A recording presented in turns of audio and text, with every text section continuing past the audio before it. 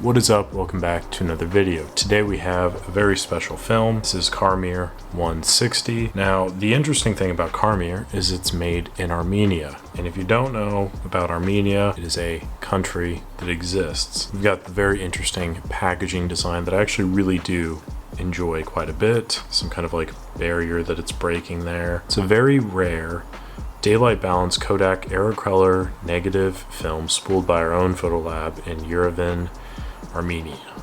So color grain, exposure flexibility, develop all this stuff, blah blah blah. Here's some of the results that they got, and it looks pretty nice. Looks pretty cool. Color has warm tones, fine grain, medium contrast.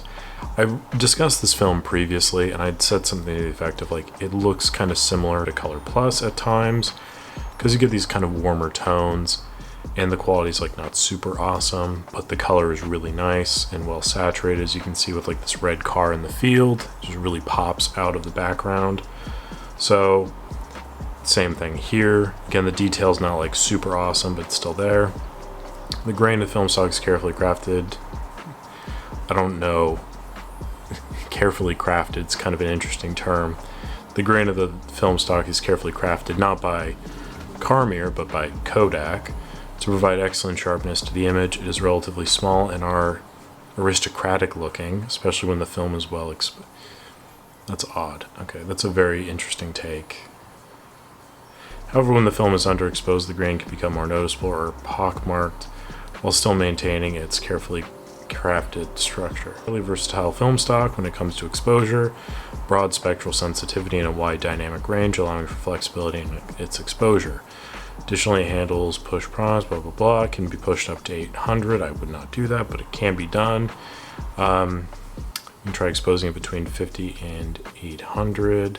The thing that intrigues me the most is that, unlike just about every other film that you get, it seems as though it literally just comes in the canister packaging. There's no container here for it. It's just this, which means the box itself is incredibly small. Load and low light. Probably great that I pulled this out in all this light, but that's okay. So the canister itself looks like this. Karmir 160, 36 exposures, which is really nice. I believe it was about $12 a roll. My buddy picked it up for me at the film lab, so I'm not too sure what the actual cost is for what you're paying. The design looks cool.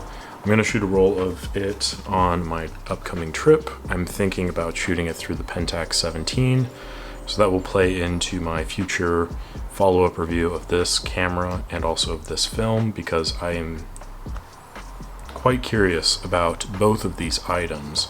I didn't think that this was going to be in stock in some places, but it is in stock up here at one of the local film shops, which is cool. I've not really been able to find it online, and it looks like the only way you can buy it from them directly is by buying in bulk. I have reached out to them just to like see what the thought is and like, you know, get some more history to talk about, but I've not heard back yet. So this is not kind of the video I wanted to do when discussing this film, but it's the best I could do given the information I have. It is interesting seeing the Made in Armenia sticker there, considering again this is kind of re-spooled in Armenia, which is still, you know, something that they had to do. That's labor and whatnot, but it's just kind of an interesting approach to the whole situation. I do like the design. I think it's really unique, interesting. The wording of some of the things on the website's a little bit bizarre, but overall I'm kind of excited to see how this turns out.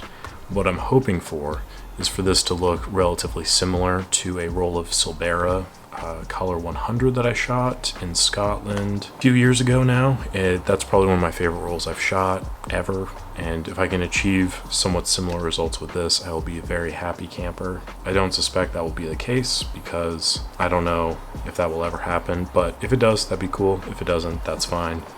This is exciting. Can't wait to shoot with it. Spoiler alert, I will have a future review on this camera, and I'm going to go over kind of the internal mechanisms of it. It should be relatively interesting. A lot of this is influenced by me letting my buddy borrow it for a few weeks, a month or two or whatever.